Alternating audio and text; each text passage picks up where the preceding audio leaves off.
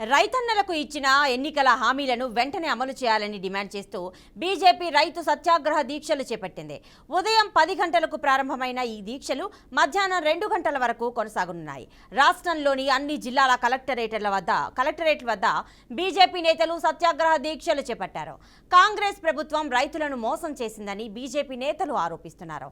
ఎన్నికల సమయంలో రైతులకు ఇచ్చిన గ్యారెంటీలను కాంగ్రెస్ అమలు చేయాలని బీజేపీ నేతలు డిమాండ్ చేస్తున్నారు.